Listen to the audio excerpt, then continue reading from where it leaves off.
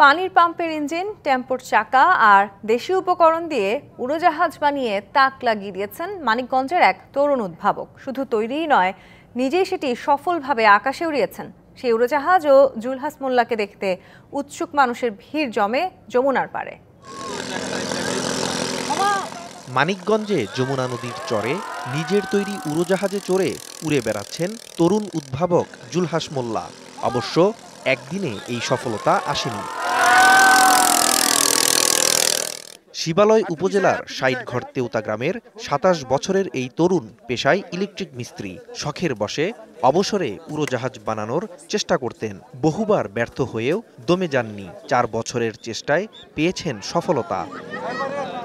১০০ KG ওজনের ১৮ foot লম্বা উড়োজাহাজটি আকাশে ওড়ে ৩২ ফুট ডানায় ভর করে।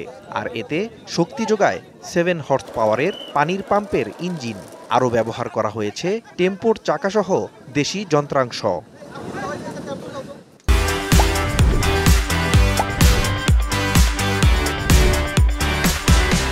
পরীক্ষামূলকভাবে উড়োজাহাজটি তৈরি করা হলেও সরকারি পৃষ্ঠপোষকতা পেলে বাণিজ্যিকভাবে উৎপাদন করা যেতে পারে বলছেন এর তরুণ উদ্ভাবক।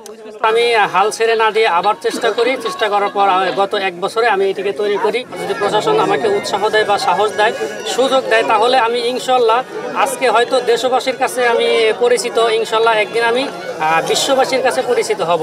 দেশে বিভিন্ন সময় উড়োজাহাজ বা হেলিকপ্টার বানানোর খবর পাওয়া গেলেও আকাশে ওড়ায় সফলতা পেলেন জুলহাস। তার এমন কর্মকাণ্ডে খুশি এলাকাবাসী। ছোটবেলা থেকে ইলেকট্রিক কাজের প্রতি তার আগ্রহ ছিল, ইনোভেটিভ যে কাজগুলো ছিল এগুলোর প্রতি তার আগ্রহ ছিল। ওই আসলে এত ক্রিয়েটিভিটি তার ভিতরে যে কাজটা করছে, এর জন্য আমাদের এলাকা সবাই গর্ববোধ করি।